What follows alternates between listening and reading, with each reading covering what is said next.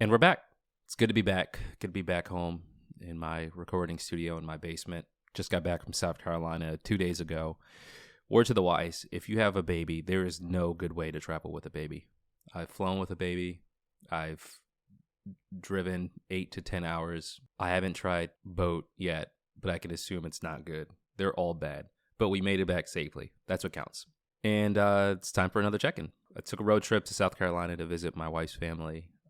Actually, my wife was a keynote speaker at a dinner at King Street High School in South Carolina, for those who are familiar. It was a dinner to honor valedictorians and salutatorians for their success and their accomplishments. So she got to be a keynote speaker there, which was pretty cool. They did up this cafeteria really nice for all the kids, and everyone dressed up nice except me. I wore jeans and a blazer. So my wife got to speak. My daughter went nuts when she heard my wife's voice over the loudspeaker. So I had to run around with her and calm her down. Missed the entire speech, but it was good. It was a good time. Yeah, we did that, hung out. My wife, she grew up in Hemingway, South Carolina, which is a really small town. Like really, when you think of the South and you go to big cities in the South, it's not what people say. But like these small towns, it's exactly what you would think from the movies. Tiny, really, really tiny. So going there after growing up in Boston my entire life, or for the majority of my life, and then living in Washington, D.C., it's such a culture shock when you get down there. But it's relaxing. It's not a lot of people. The weather's better. It's warmer. Everyone's polite. Everyone says hello. In the South, people say good morning when they see you. It's just chill. It's a nice little detox. So I like going down there every once in a while. Not all the time, but every once in a blue moon. We got to get down there, eat some good barbecue, and hang out. We spent a good amount of time in Lake City, South Carolina. Lake City is where astronaut Ron McNair was born and raised. Research that name if you don't know it. Black astronaut, Lake City.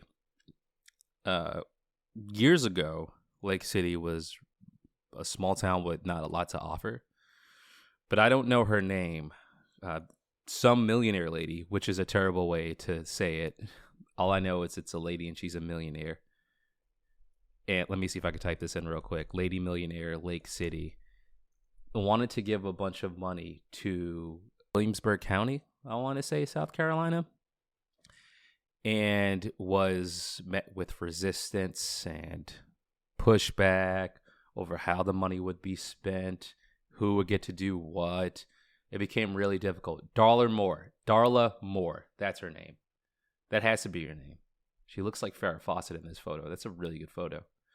But she was Wall Street lady. Excuse me. And she tried to spread the money around and was met with resistance. So she went to Lake City and did it there. And the town, Lake City, in the past 6 to 8 years has experienced like crazy growth. It's one of the most adorable small towns I've seen. It's really cool. They have all these nice shops. They have a jazz spot. They have a wine bar, a little ice cream parlor. It's like going back to 1970. Like the misconception about the South is you go there and it's a horror movie. That's not true. People are generally pretty chill and pretty nice to you.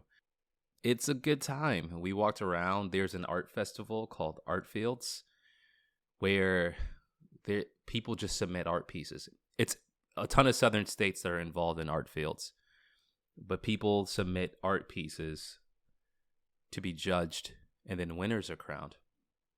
So they have these different festivals in different cities. When we were in Lake City, they were having a festival. You'd walk around, and what they do is they take all these submitted pieces and put them in different stores up and down the street. So you go into a bistro, you see art pieces. You go into an antique shop, you see art pieces. You go to ice cream parlor, there's just art pieces. So it encourages you to go into every single shop to shop, but to also see these art pieces. You can vote on stuff. There's a catalog, and you can purchase art.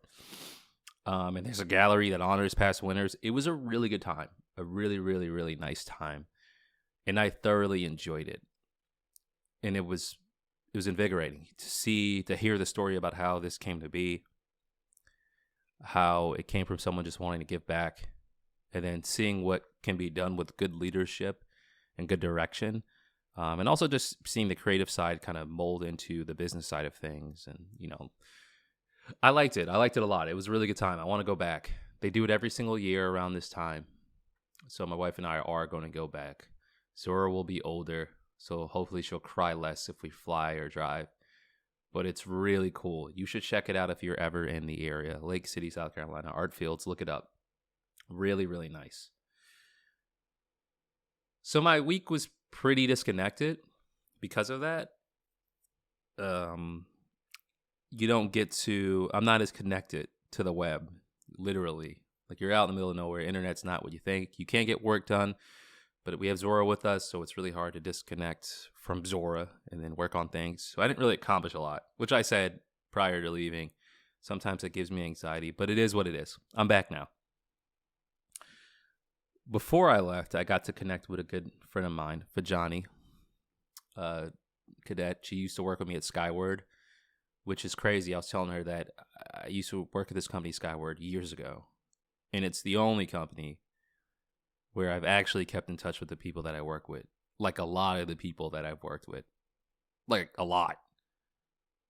It's crazy. Every other place I've ever been, it's like one or two people. Here, it's like everyone. It was such a good core was built. We all actually liked each other. It's weird. We also talk. So with the Moonlighters Club and the agency I'm starting, trying to find clients for, I just talked to Fajani about reaching out to folks. How do I do that? She worked in HR. So how do I do that? How do I find HR folks? Where do they hang out? What do they say? What do they hate? What do they like? And it was really cool. She gave me tips, how HR works, the partners that HR works with, employee communications, branding, PR departments, talent acquisition, just naming different departments, organizations that provide networks like NERA, Spencer Stewart, possibly working with DEI. It was really nice. Thank you, Vajani. It was really helpful. I also purchased her book. It's called In First Place, How to Win Over First Generation Professionals with Your Inclusion Strategy. It's available on Amazon. So I plan on reading that. It's short, so I can actually read it. I need to get better at reading books in general. But the conversation was good. So I plan on using that when I look for folks to reach out to. Also, while I was in South Carolina, which was tough because I had to hold my daughter the whole way through, but I went to, quotation marks,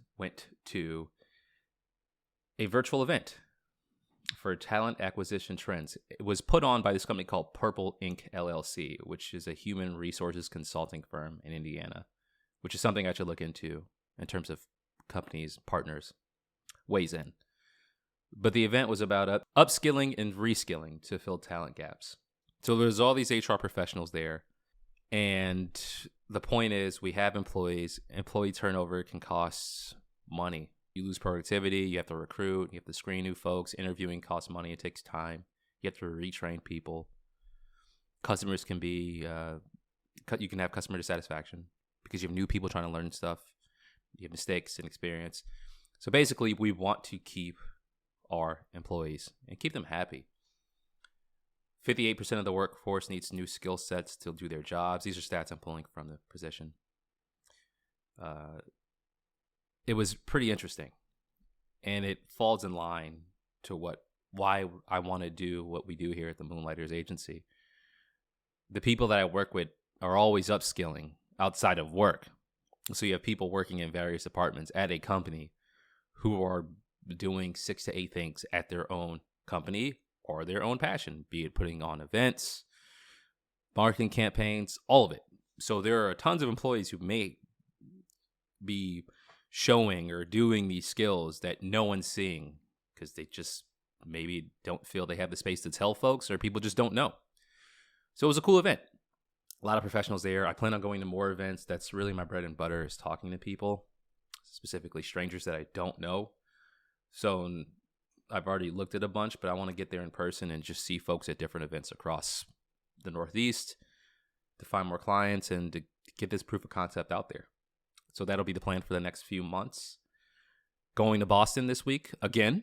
I'll be going to Boston a bunch. So flying out on Thursday, getting back on Saturday. We're going to interview Colin Knight from Live Like a Local Tours. This is through Yours, Mine, and Ours, working with the Boston Ujima Project.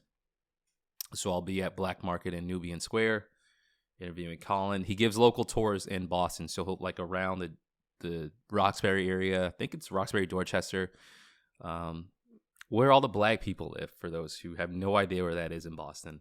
It's the southern part of the city.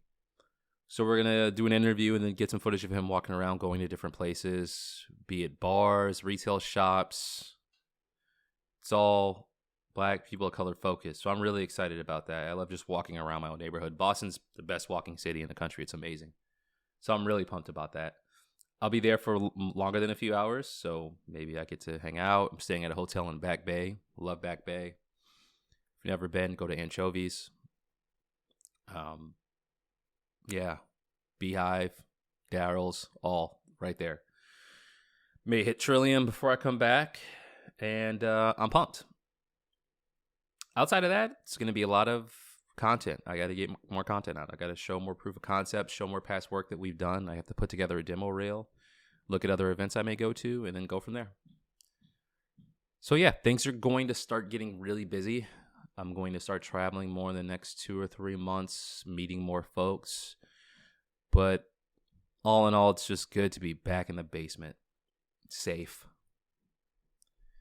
So, to those of you listening, I hope you have a good work week. If you're not working, have a good week.